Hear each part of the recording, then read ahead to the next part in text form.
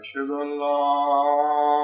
إله إلا الله وحده لا شريك له وأشهد أن محمدا عبده ورسوله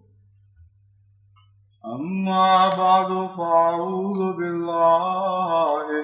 من الشيطان الرجيم بسم الله الرحمن الرحيم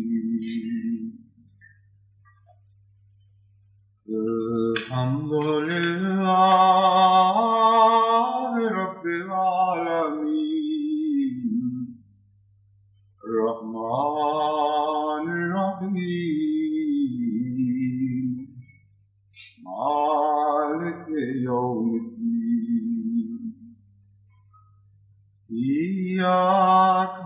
نعبد وإياك نستعين اهدنا الصراط المستقيم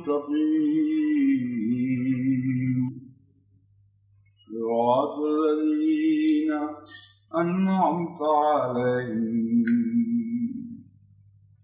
غير المغضوب عليهم ولا الضالين.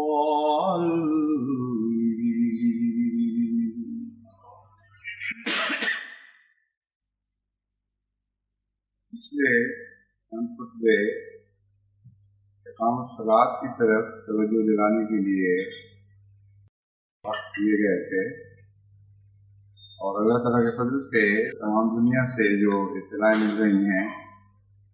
ان خطبات کا بہت نیک اثر ظاہر ہوا ہے، اور انتظامات کی طرف سے بھی یہی اطلاعیں ہیں، اور انفرادی طور پر بھی کہ بکثرت ایسے نوجوان جو نمازوں میں سست تھے وہ اللہ تعالیٰ کے فضل سے بڑے انہماک اور توجہ سے نماز ادا کرنے لگ گئے ہیں، اور وہ جو نہیں پڑھتے تھے وہ پڑھنے لگ گئے ہیں۔ اس کا مطلب یہ ہے کہ تربیت کا مسئلہ اتنا آسان نہیں جتنا بعض لوگ اسے سمجھ لیتے ہیں۔ باوجود اس کے کہ بار بار کوشش کی جاتی ہے، کوشش میں ذرا سی بھی کمی واقع ہو جائے یا وہ محرکات پیچھے ہٹ جائیں جن کے نتیجے میں ایک بات ظاہر ہوتی ہے، تو انسانی فطرت میں ایک کمزوری ہے کہ وہ نیکیوں سے بھی پیچھے ہٹنے لگ جاتی ہے۔ چنانچہ رمضان شریف عبادت کو جتنا بلند مقام عطا کر جاتا ہے، اگر انسانی طبیعت میں اسے قائم رکھنے کا خاصہ ہوتا، یہ طاقت ہوتی کہ اسے سمیٹ لے اور چمٹ کے بیٹھ جائے، تو ناممکن تھا کہ رمضان شریف کے دوسرے یا تیسرے مہینے مسجدوں کا وہ حال ہو جاتا ہے جو ہمیں نظر آتا ہے اور دل کو تکلیف دیتا ہے۔ کہاں نماز رمضان کی رونقیں اور کہاں رمضان کے بعد کی مسجد کی حالت، حالانکہ جس خدا سے تعلق کے اظہار کے طور پر مومن مسجد میں جاتا ہے وہ خدا تو اسی طرح اس کا منتظر رہتا ہے، اس میں تو کوئی زوال نہیں، اور وہ بھی اسی طرح وہ خدا اس کی محبت کی طلب کرتا ہے جس طرح ایک محبوب اپنے پیارے کی محبت کی طلب کرتا ہے۔ تو کبھی اس محبت میں انتہا کر دینی اور کبھی اتنا پیچھے ہٹ جانا کہ گویا واسطہ ہی کوئی نہیں تھا، واقفیت ہی کوئی نہیں تھی، یہ رمزیں تو عاشقی کی رمزیں نہیں ہیں۔ بس مومن کو جہاں سمجھانے کی ضرورت ہے وہاں یہ سمجھنے کی بھی ضرورت ہے خود، یعنی اس مومن کو جو تربیت کا کام کرتا ہے، وہ میری مراد ہے، جہاں اس کو آگے یہ سمجھانے کی ضرورت ہے کہ خدا تعالیٰ کے حقوق ادا کرتے وقت استقلال اور صبر سے کام لینا چاہیے، اور وقتی نیکیاں کوئی حیثیت نہیں رکھتی۔ نیکیوں کی ذات میں دوام کا معنی پایا جاتا ہے۔ قرآن کریم الصالحات کے ساتھ الباقیات کا ذکر فرماتا ہے۔ الصالحات الباقیات، الباقیات الصالحات، جس طرح مرضی اس کو بیان کریں، دونوں کے درمیان ایک بندھن ہے کہ باقی رہنے والی چیز ہی اصل میں صالح ہے۔ صالح چیز ہی وہ ہے جو باقی رہا کرتی ہے، باقی چیزیں مٹ جایا کرتی ہیں۔ تو نیکیاں بھی اگر ان میں بقا نہ پیدا ہو، اگر ان میں دوام نہ آئے، تو وہ کوئی مستقل نتیجہ پیدا نہیں کیا کرتی۔ اس لیے سوسائٹی پر جب ہم نظر ڈالتے ہیں تو ہمارے نزدیک وہی نیکیاں ہیں جو قومی قوت کا موجب ہیں، جن میں دوام آ گیا ہے، جو ہمیشہ کے لیے اپنی ذات میں قائم ہو گئی ہیں۔ اور نماز کے ساتھ قیام کا لفظ اسی لیے بار بار بولا گیا، بار بار استعمال ہوا کہ نماز ہے ہی وہی جو قائم ہو چکی ہو۔ جو نماز قائم نہ ہوئی ہو، آئی اور گزر گئی، کھڑی ہوئی اور پھر گر گئی، قرآن کریم کی اصطلاح میں اس کو نماز نہیں کہا جاتا۔ بس یہ خوشی کی بات تو ہے کہ کہ اللہ تعالیٰ کے فضل سے بکثرت جماعت کی توجہ نمازوں کی طرف مبذول ہوئی ہے، اور جو پہلے کم پڑھتے تھے وہ زیادہ پڑھنے لگے، جو نہیں پڑھتے تھے وہ پڑھنے لگ گئے۔ خوشکن خبر ہے، کوئی شک نہیں،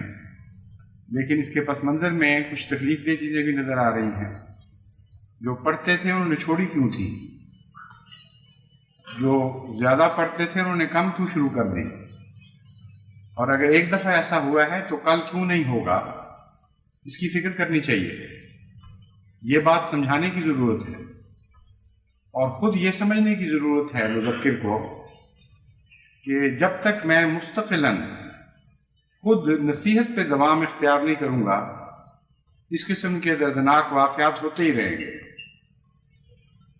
میرا کام ہے نہ صرف یہ کہ پیغام پہنچانا، بلکہ اس پیغام کو زندہ رکھنا، مسلسل یاد دلاتے چلے جانا۔ چنانچہ قرآن کریم حضرت صلی اللہ علیہ وآلہ وسلم کو مخاطب کر کے فرماتا ہے فذکر انما انت مذکر، نصیحت کر اور نصیحت کرتا چلا جا۔ انما انت مذکر، تو ہے ہی نصیحت کرنے والا، تیری دائمی صفت ہے کہ تو نصیحت کرتا ہے اور نصیحت کرتا چلا جاتا ہے۔ بس حضور اکرم صلی اللہ علیہ وآلہ وسلم کا نام مذکر بتاتا ہے کہ نصیحت وہی ہے جو دوام پکڑ جاتی ہے۔ نہ صرف یہ کہ نیکیوں کو دوام ہونا چاہیے، بلکہ جو نیکیاں قائم کرنے والے لوگ ہیں وہ اپنی نصیحت کو بھی دوام بخشتے ہیں اور تھکتے نہیں، اور بار بار کہتے چلے جاتے ہیں اور کہتے چلے جاتے ہیں۔ بس تنظیموں کو میں توجہ دلاتا ہوں، اور انفرادی طور پر ان دوستوں کو بھی جو خدا تعالیٰ کے فضل سے خود نمازوں پر قائم ہو چکے ہیں اور دائم ہو چکے ہیں اور محافظ ہو چکے ہیں، کہ وہ دوسروں کی نمازوں کو بھی قائم کریں، ان کو حفاظت کے معیار تک پہنچائیں اور دوام بخشیں، اور جب تک یہ نہیں ہوتا وہ نہ تھکیں، نہ ماندہ ہوں، ہرگز پیچھے نہ ہٹیں، مستقل محنت کے ساتھ کام کریں، یہاں تک کہ جب نمازیں خود اپنی ذات میں قائم ہو جائیں گی، جب پرانی اصطلاح کے مطابق انہیں دوام آ جائے گا، ان کی حفاظت ہو جائے گی، پھر وہ آزاد ہیں، پھر خدا تعالیٰ کے فضل کے ساتھ ان کو کوئی کسی قسم کا کوئی نقصان نہیں پہنچ سکتا۔ دوسرا اس بات کا پہلو یہ ہے کہ جب یہ کان میں، ایک بھوکے آدمی کے کان میں آواز پڑتی ہے کہ برتن لگ گئے، تو خوشی تو ہوتی ہے، لیکن اس سے بہتر آواز یہ ہے کہ کھانا لگ گیا ہے۔ برتن لگنا بھی اچھی بات ہے کیونکہ اس سے کھانے کے قرب کی خوشبو آنے لگتی ہے، لیکن جب کھانا لگ جائے تو ایک بھوکے کے لیے اس سے بہتر اور کوئی آواز نہیں۔ تو جب یہ اطلاع ملتی ہے کہ نمازوں سے مسجدیں بھر گئی ہیں، تو یہ اطلاع ایسی ہے جیسے کہا جائے کہ برتن لگ گئے ہیں۔ جب تک نمازیں نہیں بھرتی اور خدا کے پیار اور اس کی محبت سے اور اس کے عرفان سے اور اس کی حمد سے اور اس کی ثنا سے، اس وقت جب تک یہ نمازیں بھر نہیں جاتی، اس وقت تک یہ آواز وہ آواز بہرحال نہیں ہے کہ کھانا لگ گیا ہے۔ ہمارے واقعہ یہ ہے کہ اکثر نمازی دنیا کے بدقسمتی سے اپنی اکثر نمازوں کے لحاظ سے خالی برتن لیے پھرتے ہیں، اور بعض نمازی جو باقاعدہ نماز پڑھنے والے ہیں ایک بھی نماز کا ناغہ نہیں کرتے، بدقسمتی سے ان کی اکثر نمازیں بھی خالی برتنوں کی طرح ہوتی ہیں، اور اس کی کئی وجوہات ہیں۔ ان وجوہات کو سمجھنا چاہیے، ان کی طرف توجہ دینی چاہیے، اور نماز کی حفاظت کا یہ بھی حصہ ہے۔ حقیقت یہ ہے کہ خالی نماز ایک بے حفاظت چیز ہے، اور وہ فائدے نہیں بخش سکتی جو ایک بھری ہوئی نماز کے فوائد ہوتے ہیں، اور ان مقاصد کو حل نہیں کرتی جو مقاصد ایک بھری ہوئی نماز سے حاصل ہو سکتے ہیں۔ بھری ہوئی نماز سے کیا مراد ہے؟ جیسا کہ میں نے بیان کیا، سب سے پہلے تو اللہ تعالیٰ کے ذکر سے نماز بھرنی چاہیے، اور ان مطالب سے نماز بھرنی چاہیے جو نماز کے الفاظ میں موجود ہیں۔ جب ہم الفاظ ادا کرتے ہیں تو چونکہ بہت سے لوگ نماز کے مطلب سے ہی بے خبر ہوتے ہیں، یعنی معنی سے ہی بے خبر ہوتے ہیں، اس لیے وہ بیچارے الفاظ تو کہہ جاتے ہیں لیکن پتہ نہیں لگتا کہ ہم کیا کہہ رہے ہیں۔ میں نے پہلے بھی بیان کیا تھا اس مضمون کو، اس کی میں تکرار نہیں کرتا، مگر یہ بتانا چاہتا ہوں کہ باجماعت نماز کے بعد نماز کے معانی سکھانے اور مطالب سکھانے کا انتظام ہونا چاہیے۔ معنی سے میری مراد یہ ہے کہ سادہ معنی، اور مطالب سے میری مراد یہ ہے کہ معنوں کے اندر جو گہرے مضمون پائے جاتے ہیں ان سے آگاہ کیا جائے، اور یہ کام بچپن سے شروع کرنا چاہیے۔ بچپن میں اگر آپ نمازیں معانی کے ساتھ اور مطالب کے ساتھ ازبر کروا دیں تو بچے کا ذہن اتنا گہرا اثر اور نقش قبول کرتا ہے کہ وہ پھر مٹ نہیں سکتا، ہمیشہ کے لیے اس کے لیے ایک رستہ کھل جاتا ہے ترقی کا، اور اس رستے پر اب چلنا یا نہ چلنا اس کا کام ہے، مگر رستہ بہرحال اسے میسر آ جاتا ہے۔ بڑے آدمی پر محنت بھی بہت زیادہ کرنی پڑتی ہے، اور جو محنت کی جائے اس کا نتیجہ اتنا اچھا نہیں نکلتا جتنا بچے پر محنت کرنے کا نتیجہ نکلتا ہے۔ لیکن بہت سے ایسے بچے ہیں جو اس عمر سے گزر بھی چکے اور کسی نے ان کو نماز نہیں سکھائی، یعنی اس کے معنی نہیں بتائے، اس کے مطالب سے آگاہ نہیں کیا، اور جوانی کے دور میں داخل ہو گئے ہیں۔ بہرحال ان پر جوانی میں محنت کرنی پڑے گی،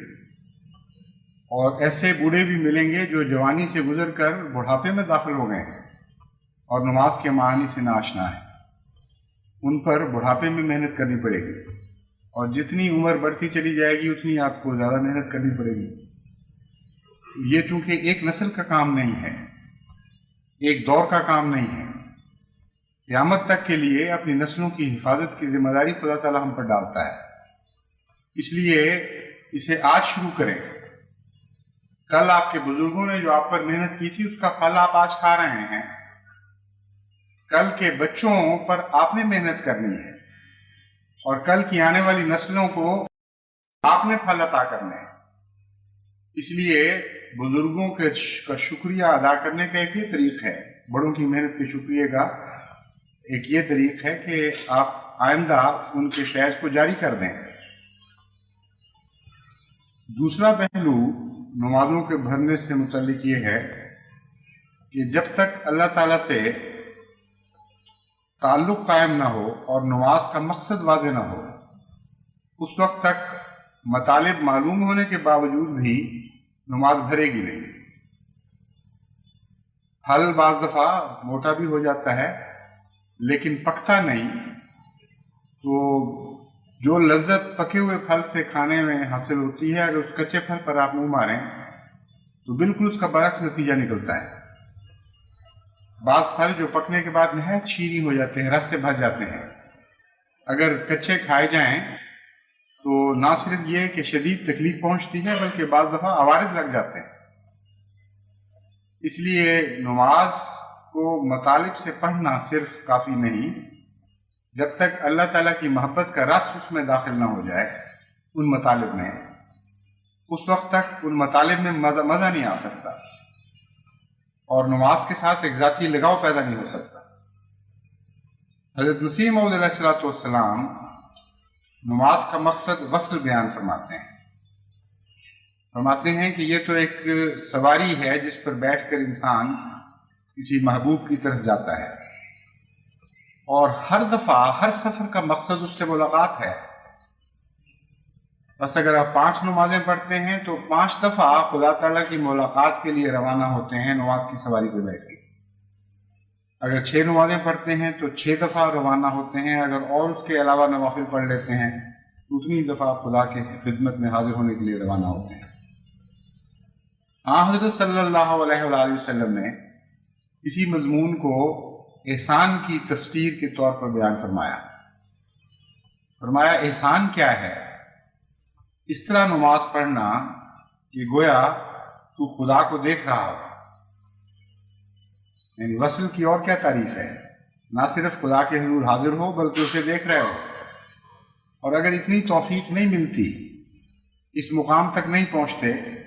تو کم سے کم اتنا تو ہو کہ گویا خدا تمہیں دیکھ رہا ہے.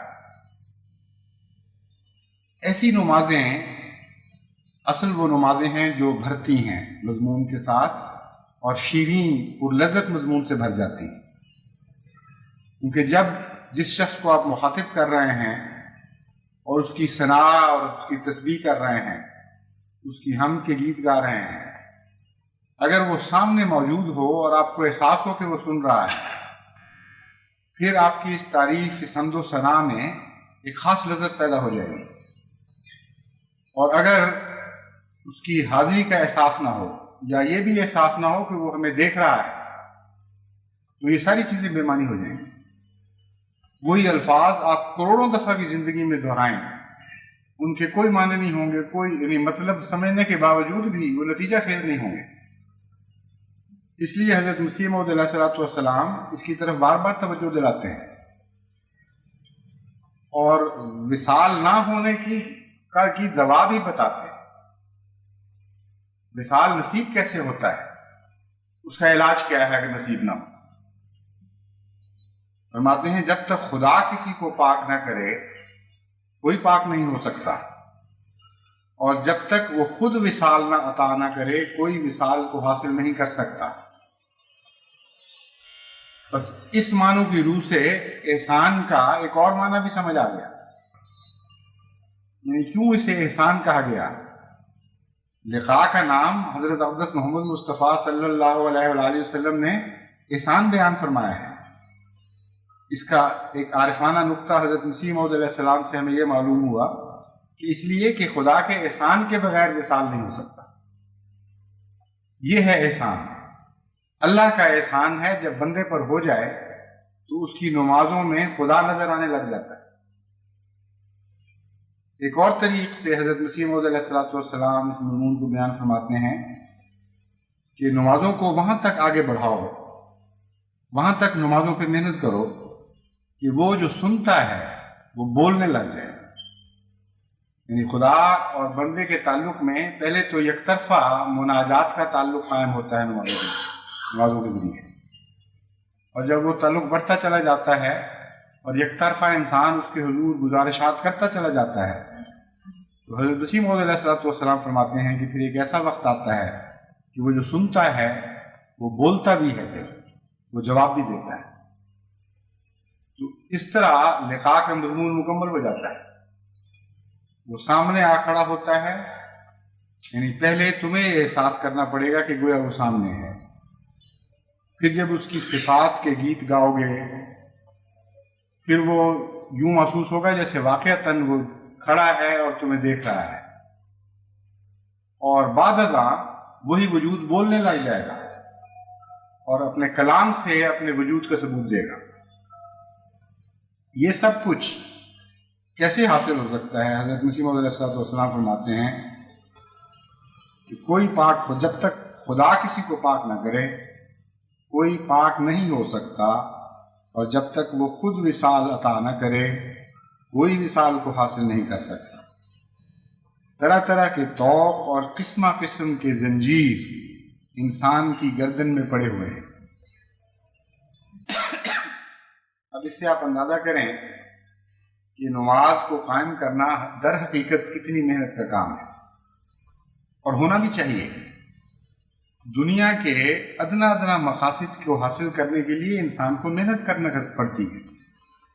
بغیر محنت اور کوشش کے وہ نہیں حاصل ہوتے. اس لیے یہ تصور کر لینا کہ نماز میں کھڑے ہو گئے اور آپ نے اپنی پوری کوشش تمام کر دی اور جو حق تھا ادا کر دیا کیونکہ آپ نے وضو کیا اور نماز میں جا کے کھڑے ہو گئے اور نتیجہ نہیں نکلا،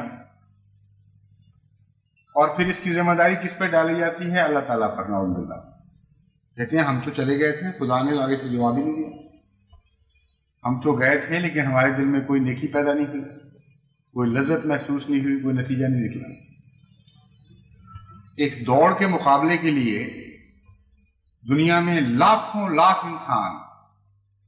دن رات مشقتیں کرتے ہیں، کہ وہ عالمی چیمپئن بنے اور 100 گز کی دوڑ میں آگے آ جائیں، اور اس ایک مقصد کے حصول کے لیے جو دیکھنے والے ہیں ان کو تو یہی نظر آتا ہے کہ وہ دوڑ پڑا ہے اور بڑا اچھا دوڑ رہا، لیکن جو شامل ہوتے ہیں دوڑ میں ان کو پتہ ہوتا ہے کہ کتنی لمبی محنت کی ضرورت ہے، اور ان محنتوں کے بعد بسا اوقات انسان اپنے ضلع کا کھلاڑی، اول کھلاڑی بھی بن جائے تو یہ بھی ایک بڑی غنیمت ہے۔ اور بعض ممالک کے کھلاڑی سارے سال یا کئی سالوں کی محنت کے بعد اس مقام پہ بھی نہیں پہنچتے کہ وہ اپنے ملک کی ٹیم میں شامل ہونے کی اہل قرار دیے جائیں، اور پھر وہ جو اہل قرار دیے جاتے ہیں وہ عالمی چیمپئن شپ میں داخل ہونا تو درکنار، ایسے مقابلے میں ختم ہو جاتے ہیں جس کے نتیجے میں ان کو داخلے کی اجازت مل سکتی۔ تو دیکھنا اور بات ہے، علم حاصل ہونا اور بات ہے کہ فلاں آدمی فرسٹ آ گیا، اول آیا، بڑا اچھا دوڑا تھا، اور جد و جہد کر کے اس مقصد کو حاصل کرنا یہ ایک بہت بالکل الگ بات ہے۔ تو نمازوں کو کیوں اتنا آسان سمجھا گیا ہے کہ اس میں کوئی محنت کی ضرورت نہیں ہے، جبکہ مقصد کائنات کا سب سے بلند تر مقصد ہے، بلند ترین مقصد ہے، یعنی حصول باری تعالیٰ، لقاء باری تعالیٰ، اللہ تعالیٰ مل جائے اور اس کا لقاء حاصل ہو جائے۔ اس مقصد کی اہمیت لوگ یہ سمجھتے ہیں کہ وضو کیا، نماز میں کھڑے ہو گئے اور خدا مل گیا اور بات ختم ہو گئی۔ یہ ہو ہی نہیں سکتا، یہ خدا تعالیٰ کے کارخانہ قدرت کے خلاف ہے۔ اس نے جو نظام قدرت جاری کیا ہے اس کے بالکل برخلاف بات ہے۔ جتنا بڑا مقصد ہو اتنی بڑی محنت کی ضرورت ہوتی ہے۔ قرآن کریم فرماتا ہے یا ایھا الانسان انک کادح الی ربک کدحا فملاقی، اے وہ انسان جو خدا کی طرف محنت کر رہا ہے اور بڑی شدید محنت کر رہا ہے، اس کے متعلق اللہ تعالیٰ فرماتا ہے انک کادح الی ربک کدحا فملاقی ہے، چونکہ تو بے انتہا محنت کر رہا ہے اس لیے بالآخر ہم تجھے خوشخبری دیتے ہیں کہ تو اپنے خدا کو پالے گا، اس کی ملاقات کر لے گا۔ تو نماز کو جو ادا کرتے ہیں ان کے لیے ضروری ہے کہ اس مطلب کو سمجھیں، اس مقصد کو سمجھیں اور محنت اس کے مطابق کریں۔ یہ نہ سمجھیں کہ چند نمازوں سے یا خالی خلی مسجد پہنچ کر کھڑے ہو جانے سے مطلوب حاصل ہو جائے گا۔ کچھ نہ کچھ فوائد ضرور حاصل ہوں گے، یہ محسوس ہونے لگ جائے گا کہ ہم نسبتاً خدا کے زیادہ قریب ہو رہے ہیں۔ کچھ نہ کچھ اور فوائد بھی حاصل ہوں گے اور یہ محسوس ہونے لگ جائے گا کہ ہم نسبتاً بہتر انسان بن رہے ہیں، ہمارا ضمیر جاگ رہا ہے، ہمارا نفس لوامہ پہلے سے زیادہ طاقتور ہو رہا ہے، ہماری برائیوں اور بدیوں پر زیادہ سختی سے نگرانی کر رہا ہے، اللہ کے ذکر کا کہیں کہیں لطف بھی آنے لگ گیا ہے۔ لیکن یہ تو بہت لمبے مقامات ہیں، یہ میں نہیں کہتا کہ بہت محنت کے بعد اچانک پھل ملے گا، میرا مطلب صرف یہ ہے کہ بہت محنت کرنی پڑے گی، بہت لمبی جد و جہد کرنی پڑے گی، ہر منزل پر کچھ نہ کچھ خدا کے قرب کی خوشبوئیں ضرور آئیں گی، کچھ نہ کچھ نماز کے فائدے ضرور حاصل ہوں گے، لیکن اصل مقصد تک پہنچنے کے لیے بہت بڑی محنت کی ضرورت ہے۔ قسم قسم کی زنجیر انسان کی گردن میں پڑے ہوئے ہیں اور وہ بتیرا چاہتا ہے کہ یہ دور ہو جائیں، پر وہ دور نہیں ہوتے، باوجود انسان کی خواہش کے کہ وہ پاک ہو جاوے، نفس لوامہ کی لغزشیں ہو ہی جاتی ہیں۔ ایسا عظیم کلام ہے حضرت مسیح موعود علیہ السلام کا بھی، قرآن کریم کی ایسی ایسی عظیم الشان تفسیریں ہیں آپ کے ایک ایک جملے میں کہ انسان برتہ حیرت میں ڈوب جاتا ہے۔ نفس لوامہ کی لغزشیں ہو ہی جاتی ہیں، مطلب یہ ہے کہ نفس لوامہ جو انسان پر خدا تعالیٰ نے نگران مقرر کر رکھا ہے کہ جب کوئی برا خیال آئے، جب بدی کا ارادہ کرے، وہ توجہ دلائے اور وارننگ دے، اور وہ دیتا ہے ہمیشہ۔ لیکن ان لوگوں میں بھی جو نہیں چاہتے کہ بدی میں مبتلا ہوں، بعض موقعوں پر نفس لوامہ لغزش کھا جاتا ہے اور اس کی آواز کمزور ہو جاتی ہے یا دب جاتی ہے خواہش کے تلے۔ تو فرمایا کہ یہ نفس لوامہ کی لغزشیں پھر بھی ساتھ لگی رہتی ہیں، بس گناہوں سے پاک کرنا خدا کا کام ہے، اس کے سوائے کوئی طاقت نہیں جو زور کے ساتھ تمہیں پاک کر دے۔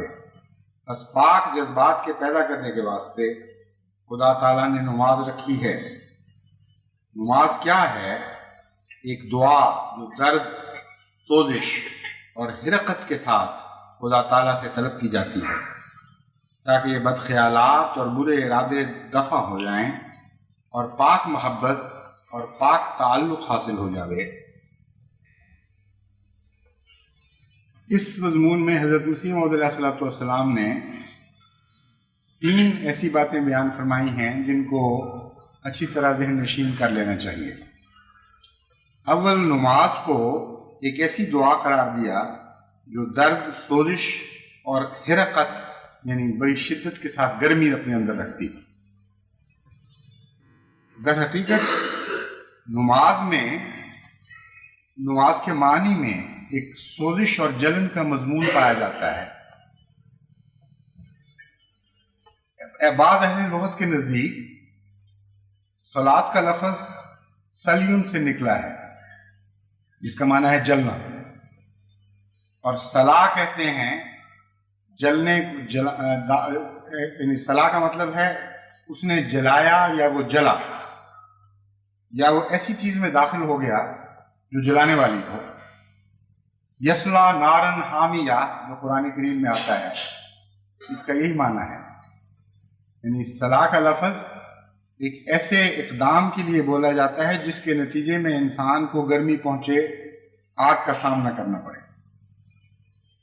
یسلن نار الکبریٰ بھی فرمایا، جو بڑی آگ میں داخل ہو رہا ہے، ہو گیا ہے یا ہو جائے گا۔ سیسلون سعیرا، وہ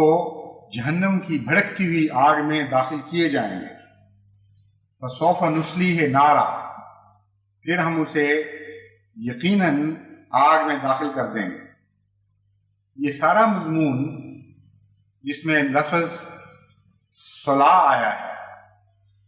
اس کا تعلق آگ سے اور گرمی سے۔ چنانچہ بعض اہل لغت نے یہ کہا ہے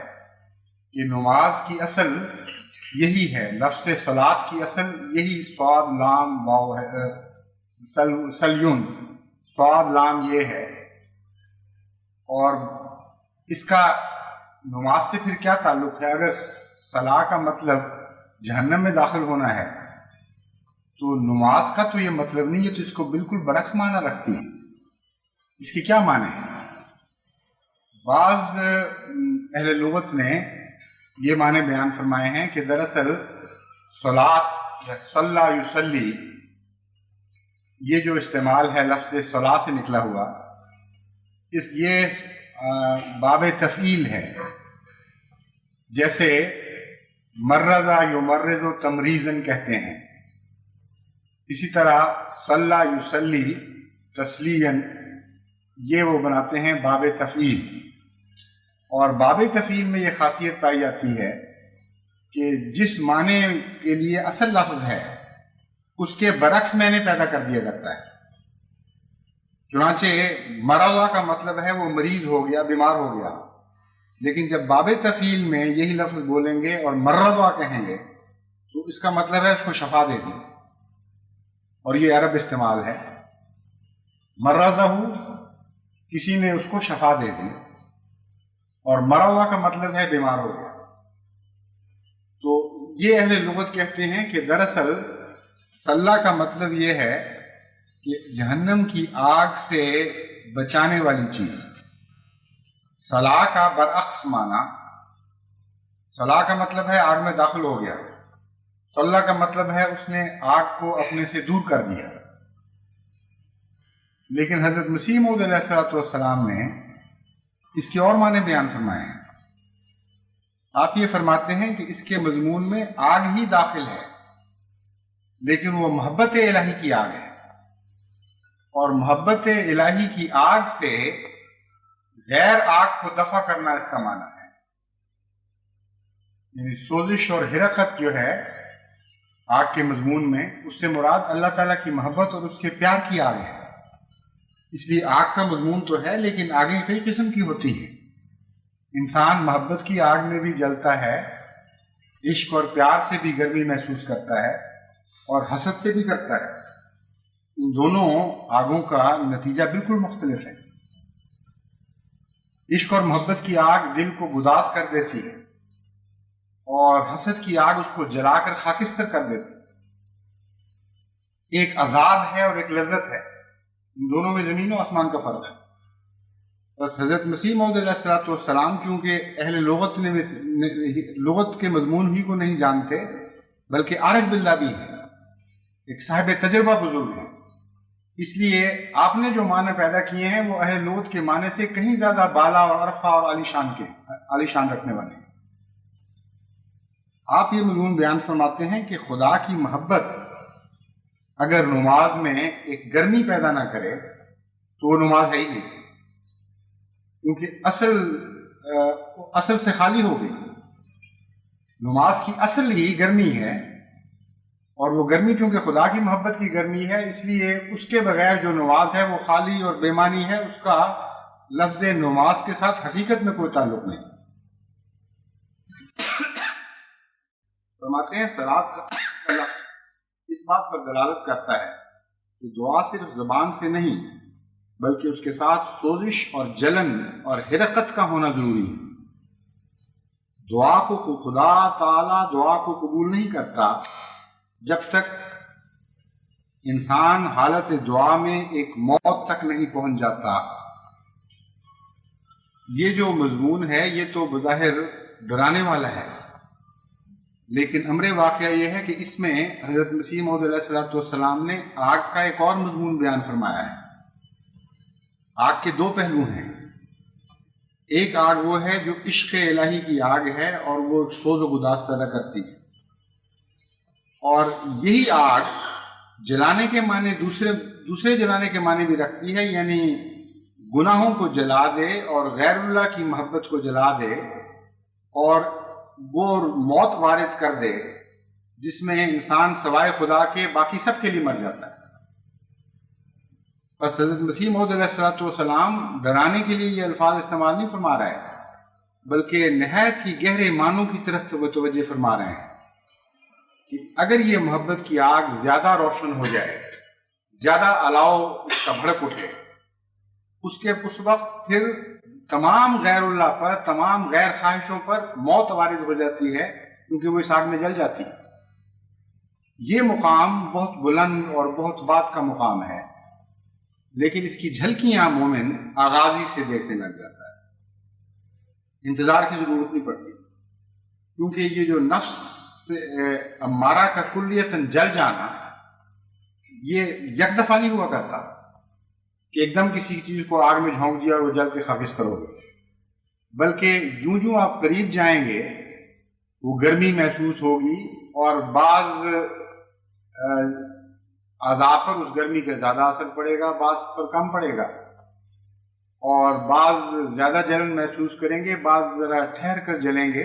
ان میں مقابلے کی طاقت زیادہ ہوتی ہے۔ بال جل جاتے ہیں فوراً، مثلا جلد زیادہ برداشت کر لیتی ہے، جلد جل جاتی ہے، پھر گوشت کی باری آتی ہے، پھر ہڈیاں جلتی ہیں، وہ اور زیادہ مقابلہ کرتی ہیں۔ تو اسی طرح انسان کے گناہوں کا بدن ہے، اس کے بھی مختلف مراتب میں جلنے کے وقت آتے ہیں، مختلف مقامات پر مختلف قسم کے گناہ خاکستر ہوتے ہیں، اور یہ ایک لمبا کام ہے، لیکن نتائج شروع ہی سے نکلنے شروع ہو جاتے ہیں۔ یہ نہیں ہو سکتا کہ آپ نماز پڑھیں اور انتظار کریں کہ کب میں وہ مرد کامل بنوں جس کے بعد ایک دم میرے گناہ جلیں گے۔ اگر ہر روز آپ کو گناہ جلنے کی بو نہیں آتی، اگر محسوس نہیں ہوتا کہ کچھ غائب ہو رہا ہے، کچھ بدی کا حصہ مجھ سے غائب ہو رہا ہے، تو پھر وہ نماز گرمی پیدا کرنے والی نماز نہیں۔ اور یہ بات جو ہے یہ دراصل محبت الہی کے آگ کے دو پہلو ہیں۔ ایک طرف وہ گداز پیدا کر کے نموف پیدا کرتی ہے، ایک نئی روحانی زندگی عطا کرتی ہے، نئی جلا بخشتی ہے، دوسری طرف انسان کے بعض پہلوؤں کے اوپر موت وارد کر دیتی ہے۔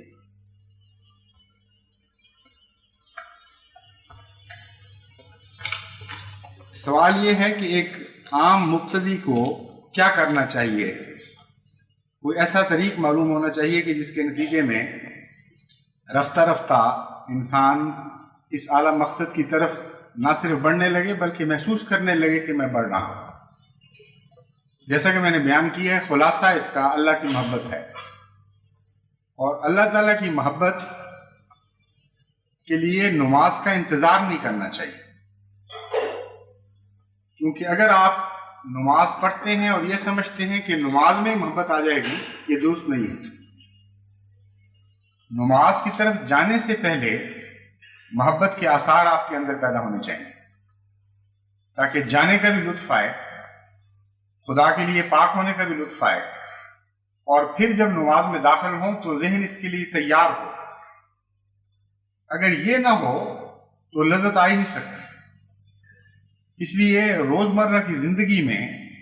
نماز کو اپنے اوپر اس طرح وارد کریں کہ نماز کی تیاری کے لیے خدا تعالیٰ کی محبت میں بار بار غوطے کھانا سیکھیں۔ اور یہ چیز ایسی ہے جو زندگی کے ہر پہلو میں، ہر حالت میں انسان کو نصیب ہو سکتی ہے۔ ایک بھی لمحہ انسانی زندگی کا ایسا نہیں جو خدا کے فضلوں کا مظہر نہ ہو۔ ایک بھی دنیاوی لذت ایسی نہیں ہے جس کا رخ آپ خدا کی طرف نہیں پھیر سکتے۔ کھانا کھاتے ہیں آپ کو لذت آتی ہے، اور ایک عارف باللہ ہو اس کو بھی لذت آئے گی، اور ایک دنیا کا کیڑا ہو اس کو بھی لذت آئے گی۔ لیکن عارف باللہ اپنی ہر لذت کو 2 لذتوں میں تبدیل کر دیتا ہے، جبکہ دنیا کے کیڑے کے لیے ایک ہی لذت رہ جاتی ہے۔ وہ فی الدنیا حسنتاً پر راضی ہو کر بیٹھا رہتا ہے، اور فی الآخرت حسنہ کی طرف اس کا دماغ جاتا ہی نہیں،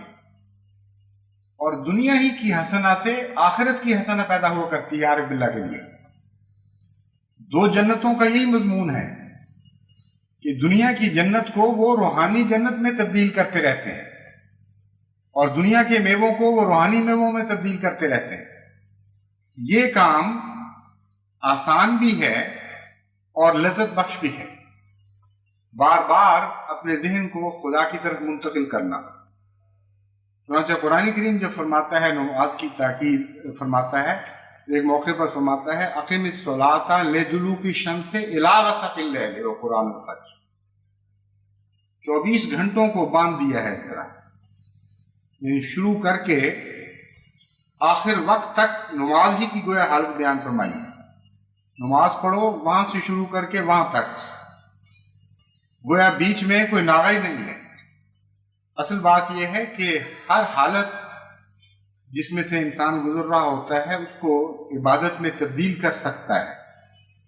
اور نماز اپنے معیار کو تبھی پہنچے گی اگر نماز سے پہلے نماز کی اس رنگ میں تیاری کی جائے کہ اللہ تعالیٰ سے محبت کی تمنا پیدا ہو جائے، اس کی لقاء کا شوق پیدا ہو جائے، اور ہر اچھی چیز سے وہ نظر آنے لگ جائے۔ شروع میں جب یہ آئینہ کثیف ہوگا، جب دھندلا ہوگا تو دھندلی سی جھلک نظر آئے گی، لیکن آئے گی ضرور۔ ہر لذت، ہر غم، ہر خوف خدا کی طرف انگلی اٹھانے لگ جاتا ہے۔ اگر انسان اپنے اللہ کے وجود کو اپنے اوپر طاری کر لے، اگر یہ ارادہ کر لے کہ میں نے غفلت کی حالت میں زندگی نہیں گزارنی بلکہ شعور کے ساتھ زندگی گزارنی، بیداری کے ساتھ زندگی گزارنی، تو ہر حالت، ہر طرف اس کو اپنے خدا کی خدا نظر آئے۔ کوئی چیز ایسی باقی نہیں رہے گی جہاں وہ خدا کو نہ دیکھے۔ حیرت انگیز طور پر اس کی زندگی ایک نئے زمین و آسمان میں داخل ہو جائے گی۔ اسی زمین و آسمان سے وہ نئی زمین و آسمان پیدا ہو۔ چشم مستے ہر ہنسی ہر دم دکھاتی ہے تجھے، ہاتھ ہے تیری طرف ہر گیسوئے خمدار کا۔ جہاں آپ لذتیں پائیں گے وہاں بھی خدا نظر آئے گا، جہاں لذتوں سے بچیں گے وہاں بھی خدا کو دیکھ کر بچیں گے، جہاں آپ خوف سے ہراساں ہوں گے وہاں بھی خدا نظر آئے گا، اور جہاں خوف کو دور کرنے کے لیے اپنے رب کو یاد کریں گے وہاں بھی خدا ہی کی طرف متوجہ ہوں گے۔ بس ساری زندگی پر جب خدا طاری ہونے لگ جائے پھر انسان یہ سوچ کر نماز کی طرف قدم بڑھائے کہ وہاں تو میں دنیا میں بھی الجھا ہوا تھا اور خدا سے بھی مل رہا تھا، اب میں خالصتاً اس کے لیے تبتل اختیار کر رہا ہوں، اب اس کی طرف بڑھ رہا ہوں، تو پھر اس نماز کی ہر حرکت میں ایک انسان کے اندر بھی دل کے اندر ایک حرکت پیدا ہونی شروع ہو جائے گی۔ وہ جو ایک عام صاف سفر ہے وہ ایک رومانیت اختیار کر جائے گا، اس میں رفتہ رفتہ پیار اور محبت کے معنی داخل ہونے شروع ہو جائیں گے۔ پھر نماز کے اندر جب انسان معنوں کے ساتھ غور کے ساتھ نماز پڑھتا ہے تو بعض خاص مقامات پر دو طرح سے انسان غور کر سکتا ہے۔ ایک تو ہے اس کے عرفان حاصل کرنا ان لفظوں کا، مثلا سورہ فاتحہ میں الحمدللہ رب العالمین، جہاں تک اس کے عرفان کا تعلق ہے یہ اتنا وسیع مضمون ہے کہ ساری زندگی انسان سورہ فاتحہ کے مطالب پر غور کرتا چلا جائے تب بھی سورہ فاتحہ ختم نہیں ہوگی، اس کی زندگی ختم ہو جائے گی، اور اس کی وجہ سے بوریت نہیں ہو سکتی۔ جو لوگ خالی نمازیں پڑھتے ہیں اس کی بڑی وجہ یہ ہے کہ ایک چیز بار بار کہہ رہے ہیں، بار بار اسی طرف کہتے چلے جا رہے ہیں، اس سے انسان بور ہو جاتا ہے، دل اکتا جاتا ہے اور کہتا ہے کہ ٹھیک ہے یہ پہلے بھی ہم پڑھ چکے ہیں، ٹھیک ہے پڑھ کے گزر جاؤ اس میں سے۔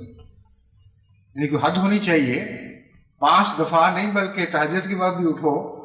اور پھر وہی کلمے دہراتے چلے جاؤ، ہر رکعت میں کہتے چلے جاؤ وہی باتیں، کوئی حد تو اس کی ہو۔ جو لوگ اس طرح نماز کو دیکھتے ہیں ان کی نمازیں خالی ہو جاتی ہیں، لیکن جو معانی اور مطالب پر غور کرنے لگ جاتے ہیں اور ڈوبنے لگ جاتے ہیں ان کی نمازوں میں ایک جذب پیدا ہو جاتا ہے۔ لیکن عارفانہ جذب ایک اور چیز ہے، محبت کے لیے کچھ اور بھی چاہیے، اور اس کے لیے یہ ضروری نہیں ہے کہ انسان تدبر اور فکر کرے۔ بعض دفعہ تو محبت تدبر اور فکر کو ہٹاتی ہے وہاں سے اور علیحدگی چاہتی ہے، یعنی فکر اور تدبر اور باتیں بھی محبت کی راہ میں حائل ہونے لگتی۔ وہی مضمون ہے جو انسانی فطرت کا مضمون ہے، جو نماز پر جب وارد ہو تو پھر آپ کو ایسے راستے دکھائے گا کہ جس کے نتیجے میں آپ کی نماز میں لذت پیدا ہونی شروع ہو جائے گی۔ مطالب والا مضمون اپنی جگہ ہے، اور ایک عارف باللہ کی نماز میں عرفان کے نقطۂ نگاہ سے غوطہ خوری کے واقعات آتے چلے جاتے ہیں، اور بعض دفعہ وہ ایک ہی لفظ میں ڈوب کر کئی دوسرے جہانوں میں پہنچ جاتا ہے، لیکن یہ چیز ہر ایک شخص کو حاصل نہیں ہو سکتی اور ایک مشکل مقام ہے۔ اس کے لیے بہت لمبی محنت درکار ہے اور بہت گہرا غور اور تدبر درکار ہے۔ لیکن محبت کا مضمون نسبتاً سادہ ہے، نسبتاً آسان ہے، اور اس میں ایک خاص بات یہ ہے کہ تکرار کے باوجود اس میں بدمزگی پیدا نہیں ہوتی، بلکہ تکرار سے مزہ بڑھنا شروع ہو جاتا ہے۔ مثلاً جب اس سورہ فاتحہ پر غور کریں تو اس کے جو مرکزی 2 کلمات ہیں وہ عشق کے مضمون کو ظاہر کرنے والے ہیں، ایاک نعبد و ایاک نستعین۔ الحمدللہ رب العالمین الرحمن الرحیم کے عارفانہ حصے سے گزرنے کے بعد جب انسان ایاک نعبد و ایاک نستعین پہ پہنچتا ہے تو یہ ایک بے اختیار عشق کا اظہار ہے اور کلمہ توحید کی تفسیر ہے۔ لا الہ الا اللہ کی اس سے اچھی تفسیر ممکن نہیں جو ان 2 لفظوں میں بیان کر دی گئی ہے، ایاک نعبد و ایاک نستعین۔ ہم تیری ہی عبادت کرتے ہیں اور تجھ سے ہی مدد چاہتے ہیں اور کسی کی طرف نہیں دیکھیں گے۔ عبادت کا جو مضمون ہے، جیسا کہ میں نے پہلے بھی کئی دفعہ بیان کیا ہے، اس میں عشق کا معنی پایا جاتا ہے، کامل غلامی، جھک جانا، اپنے وجود کو مٹا دینا، اپنے آپ کو دوسرے کے سپرد کر دینا کہ میں تیرا ہو چکا ہوں۔ اور یہ جو تیرا ہو چکا ہوں کا لفظ ہے، یہ ہر انسان اپنی زندگی کی کسی نہ کسی حالت میں استعمال کرتا ہے کسی دوسرے کے لیے، اور اس لفظ کو وہ کروڑ دفعہ بھی کہے تب بھی اس کا پیٹ نہیں بھرتا۔ اپنے محبوب کو ایک آدمی کہتا چلا جائے کہ میں تیرا ہوں، تیرا ہوں، تیرا ہوں، تیرا ہوں، 1000 دفعہ ملے، 1000 دفعہ وہ دہرائے، تب بھی اس کا پیٹ نہیں بھرے اور نہ سننے والے کا پیٹ بھرے۔ میں تیرا ہو گیا، میں تیرے سوا کسی کا نہیں رہا، ایسی لذت خدا نے اس مضمون میں رکھ دی ہے کہ کوئی دنیا کا انسان یہ کہہ نہیں سکتا کہ اے خدا مجھے پتہ نہیں تھا کہ یہ مضمون کیا ہے۔ وہ حبشی ہو یا انگریز ہو یا جاپانی ہو یا چینی ہو یا تورانی ہو یا کسی اور وطن کا رہنے والا، کسی بھی ترقی کے مقام پر ہو، عبودیت کا مضمون بنیادی طور پر ہر انسان کو معلوم ہے، سپردگی کا مضمون ہر انسان کو معلوم ہے، اور جب تک اس منزل تک وہ نہیں پہنچتا اس کو محبت کے معنی آتے ہی نہیں، اور کسی نہ کسی وقت ہر انسان اس منزل سے ضرور گزرا ہوا ہوتا ہے اور اس منزل کے حصول کے لیے ہمیشہ تمنا رکھتا ہے۔ تو نماز 5 دفعہ بوریت کے لیے نہیں ہے بلکہ عشق کے مضمون کو کامل کرنے کے لیے ہے، اور اگر انسان اسی مرکزی نقطے پر غور کرے اور پھر بار بار اس کو محبت کی طرح، محبت کے جذبے سے بیان کرے، تو جتنی دفعہ وہ پڑھے گا اتنا ہی زیادہ اس کو لذت محسوس ہوگی، اتنا ہی وہ زیادہ اپنے آپ کو خدا کے قریب سمجھے گا، اور اتنا ہی زیادہ اس کے نفس لوامہ میں طاقت آئے گی۔ جب وہ یہ کہتا ہے کہ میں تیرا ہوں اور کسی کا نہیں ہوں اور کسی اور کے در پر میں نے نہیں جانا، تو ساری دنیا کے گناہ جھڑ جاتے ہیں، تمام دنیا کے گناہوں کے محرکات ختم ہو جاتے ہیں۔ اس عشق کے مضمون میں تو دیوانگی ہے،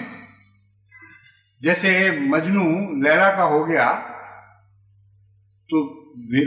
ویرانے جہاں لیلا ہوتی تھی وہ اس کو آبادیوں سے زیادہ پیارے ہو جاتے تھے،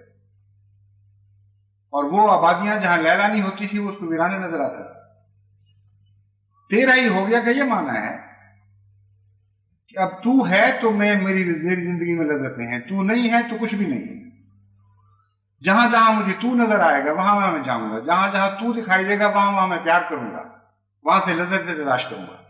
اس کے سوا نہیں کروں گا، اور جھکوں گا نہیں کسی اور کس طرف، کسی اور سے طلب نہیں کروں گا، جو کچھ مانگوں گا تجھ سے ہی مانگوں گا۔ اب الہ کا مضمون آپ غور کریں تو انہی 2 باتوں میں ختم ہو جاتا ہے۔ لا الہ الا اللہ کا یہی معنی ہے کہ محبت اور پیار کے ہر درجے کے لیے میں نے تجھے اپنا بنا لیا ہے،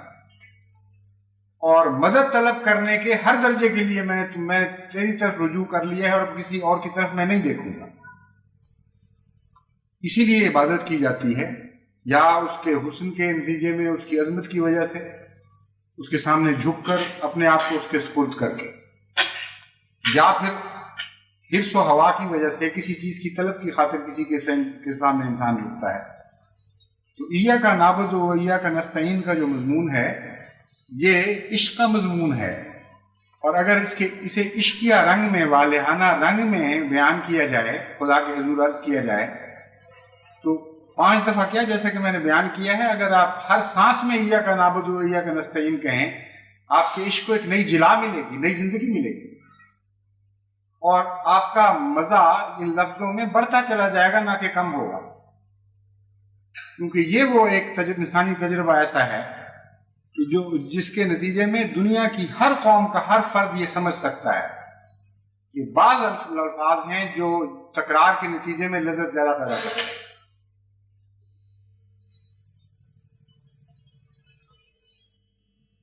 ایک انگریزی شاعر ہے غالباً ڈرائیڈن، وہ بھی اپنے محبوب کو مخاطب کر، اس کا بڑا مشہور مصرع ہے کہ For God's sake shut your mouth and let me love. او خدا کے واسطے اب بس کرو اب باتیں اپنی، وہ مجھے محبت کرنے دو۔ مطلب یہ ہے کہ محبت کے بعض مقامات ایسے ہوتے ہیں جبکہ سوائے اس کے کہ میں تیرا ہوں اور کوئی بات اچھی نہیں لگتی، ارد گرد کی باتیں ہو رہی ہوں اور محبت ہو رہی ہو، یہ ان دونوں میں جوڑ نہیں ہے۔ ایاک نعبد وہ مقام ہے جہاں لیٹ می لو کا مقام ہے، اور باقی ساری باتیں غائب ہو جاتی ہیں۔ اسی طرح خدا تعالیٰ نماز میں بار بار ایسے مقامات لاتا ہے جہاں محبت کا مضمون ایک دم ابھر آتا ہے، اور کوئی انسان جس کی توجہ ہٹ رہی ہو وہ ان الفاظ پر پہنچ کے ایک دم خدا کی محبت کی طرف مائل ہو جاتا ہے۔ چنانچہ جب آپ رکوع میں کہتے ہیں سبحان رب العظیم، اس بات پر کبھی غور نہیں کرتے کہ ربیہ فرمایا، ربنا نہیں فرمایا۔ میرا رب عظیم ہے، اور میرا کہنا وہاں نابودوں میں جس طرح ہم کا لفظ پایا جاتا ہے، تکلم جمع کا تکلم ہے، یہاں اس کو واحد میں منتقل کر دیا کہ میرا رب سب سے بڑا ہے، یعنی نابودو ایاک نستعین سے گزرنے کے بعد اس کو اپنا ہی لیا ہے کہ اب تو میرا ہو چکا ہے، اب یہاں باقیوں کو بھی ہٹا دیا بیچ میں سے، اور بار بار اس کی تکرار کہ میرا رب سب سے بڑا ہے۔ اس میں میرے لفظ پر اگر آپ غور کریں تو اس میں محبت کا مضمون پیدا ہو جاتا ہے۔ چنانچہ قرآن کریم اس کو حضرت صلی اللہ علیہ وآلہ وسلم کے خطاب میں بھی بار بار استعمال فرماتا ہے، اس طرز تکلم کو تیرا رب کہہ کر کئی موقعوں پر، کہ کیا تیرا رب ایسا نہیں، کیا تیرا رب، وہاں بھی اسی محبت اور پیار کا اظہار ہے۔ اور پھر سجدے میں دوبارہ، یہ دونوں عشق کے مقامات ہیں۔ جب آپ حضرت مسیح موعود علیہ السلام کے ارشاد کے مطابق میں یہ تفصیل بیان کر رہا ہوں، جب آپ نماز میں جھکتے ہیں تو وہ ایک سپردگی کا عالم ہے، وہ ایک اظہار ہے کہ میں تیرے حضور عاجز ہو گیا ہوں، گر رہا ہوں تیرے ساتھ۔ اور وہاں جو کلمات دہرائے جاتے ہیں وہ محبت کے کلمات ہیں، اور اس کی انتہا پھر سجدے میں ہے۔ وہاں پہنچ کر انسان یہ کہتا ہے سبحان رب الاعلیٰ، کیا بات ہے، میرا رب تو سب سے اعلیٰ ہے۔ اب خدا کا علو بھی اپنا لیا اور خدا کی عظمت بھی اپنا لی، اور بار بار آپ یہ کہیں، اس میں بوریت کا کوئی سوال ہی نہیں رہتا۔ باقی کسی حالت میں بھی انسان اس کی تکرار سے اکتا نہیں سکتا۔ جب کہتے ہیں اللہ میرا ہے اور عظیم رب میرا ہے، تو ہزار لاکھ کروڑ دفعہ بھی آپ کہتے چلے جائیں، رب کی طرف، اچھے کی طرف منسوب ہونے میں ایک ایسی لذت ہے جو تکرار کے ساتھ ختم نہیں ہوا کرتی، بلکہ اگر آپ سنجیدگی غور سے تکرار کریں گے، ڈوب کر تکرار کریں گے تو یہ محبت بڑھے گی۔ بہرحال یہ مضمون تو بہت ہی وسیع ہے، نماز کو سوچ سمجھ کر اس حالت میں پڑھنا تو اس میں لذت پیدا ہونی شروع ہو جائے۔ لیکن چونکہ وقت زیادہ ہو رہا ہے اس لیے میں اس خطبے کو یہی ختم کرتا ہوں۔ آئندہ پھر کبھی توفیق ملے گی تو چند اور باتیں بھی آپ کے سامنے بیان کروں گا، لیکن ضروری نہیں ہے کہ آپ کے سامنے میں یہ باتیں بیان کروں۔ حضرت مسیح موعود علیہ السلام اس تفصیل سے اس مضمون پر روشنی ڈال چکے ہیں، اور ایسے ایسے عظیم الشان تجارب سے آپ گزرے ہوئے ہیں، اور بعض دوسروں کے حال پر بڑی بصیرت کی نظر سے آپ نے بڑی بصیرت کی نظر ڈال کر ان کا مطالعہ کیا ہوا ہے کہ نماز کے مضمون کو سمجھنے کے لیے اور اپنی نمازوں کو خدا کے پیار اور حمد و ثنا سے بھرنے کے لیے حضرت مسیح موعود علیہ السلام کے متعلقہ فرمودات اور تحریرات کا مطالعہ کریں، اور اس مطالعہ میں محنت کرنی پڑے گی آپ کو، کیونکہ جیسا کہ میں نے چند مثالیں آپ کے سامنے رکھی ہیں، بعض حضرت مسیح موعود علیہ السلام کے کلمے سرسری نظر سے آپ کو سمجھ ہی نہیں آ سکیں گے، یعنی بظاہر ایک مطلب سمجھ آئے گا لیکن یہ نہیں معلوم ہوگا کہ اس سے بہت زیادہ گہرا مضمون تھا جتنا آپ سمجھیں۔ اس لیے آپ ان کلمات کو بار بار پڑھیں، غور سے پڑھیں، اور ان کی روشنی میں رفتہ رفتہ اپنی نمازوں کو سجائیں اور درست کریں۔ رفتہ رفتہ میں نے اس لیے کہا ہے کہ جب آپ پڑھیں گے تو جیسا کہ مجھے یاد ہے بچپن میں جب میں یہ تحریریں پڑھتا تھا تو بعض دفعہ خوف طاری ہو جاتا تھا، اتنا کہ یوں لگتا تھا کہ میں تو اس قابل ہی نہیں کہ نماز کبھی پڑھ سکوں۔ ایک عارف باللہ کا تجربہ ہو نماز کا اور وہ بیان کر رہا ہو بڑی لذت کے ساتھ اس مضمون کو، تو ایک کمزور آدمی بعض دفعہ بے حوصلہ ہو جاتا ہے، آدمی سمجھتا ہے کہ یہ تو اتنی بلند چیزیں ہیں کہ ہم بیچارے کہاں، یہ تو ہو ہی نہیں سکتا۔ لیکن جیسا کہ میں نے بتایا ہے، جب آہستہ آہستہ ایک کام کو کرتے ہیں تو ہو جایا کرتا ہے۔ کتنی بلند چوٹی ہو، شروع میں انسان کو وحشت ہوتی ہے کہ کیسے ہو سکتا ہے میں اس چوٹی تک پہنچ جاؤں، لیکن قدم قدم اٹھائیں اور آہستہ آہستہ اس طرف بڑھنا شروع کریں طاقت کے مطابق حسب توفیق. جس طرح حضرت صلی اللہ علیہ وآلہ وسلم نے فرمایا ہے کہ جو سفر ہے زندگی کا خدا کی طرف بڑھنے کا، کچھ تھوڑا سا صبح کرو، تھوڑا سا دوپہر کو آرام کر لیا، پھر تھوڑا سا شام کو سفر کر لیا، کچھ نہ کچھ آگے بڑھتے رہو باہر. تو جب اس طریق پر آپ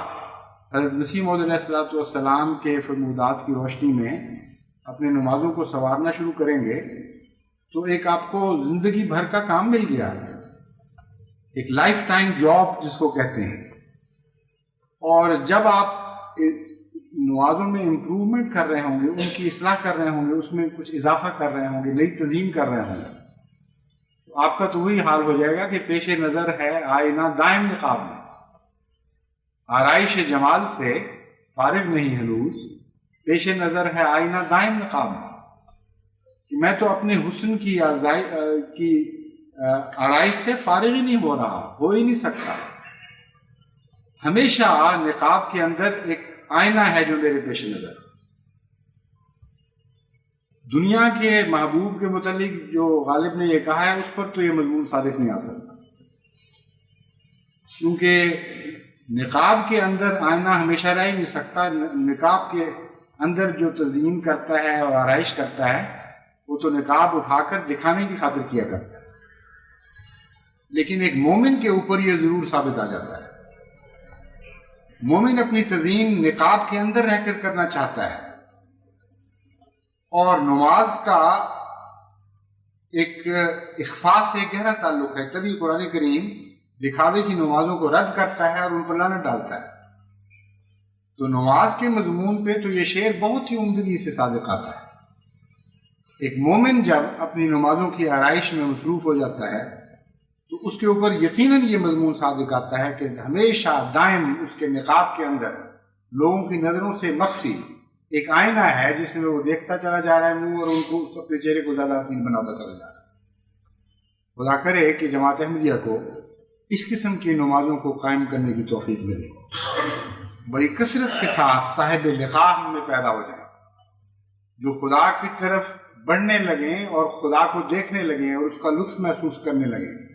اس کے حسن کی لذت میں زیادہ جذب ہونے لگیں، یہاں تک کہ وہ مقام آ جائے کہ خدا ان سے بولنے لگے. صرف سننے والا خدا نہ ملے ہمیں، بلکہ ایک بولنے والا خدا میسر آئے.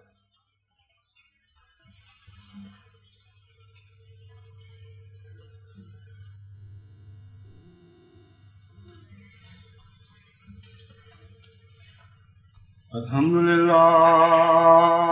نحمدہ ونستعینہ ونستغفرہ ونؤمن بہ ونتوکل علیہ ونعوذ باللہ من شرور انفسنا ومن سیئات اعمالنا من یهده اللہ فلا مضل له ومن يضلله فلا هادي له ونشهد أن لا إله إلا الله وحده لا شريك له ونشهد أن محمدا عبده ورسوله.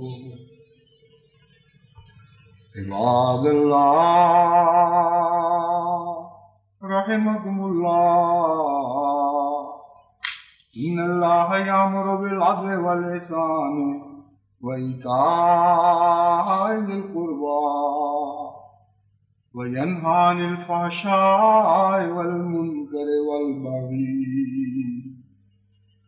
يعظكم لعلكم تذكرون. اذكروا الله يذكركم وادعوه يستجب لكم ولذكر الله أكبر.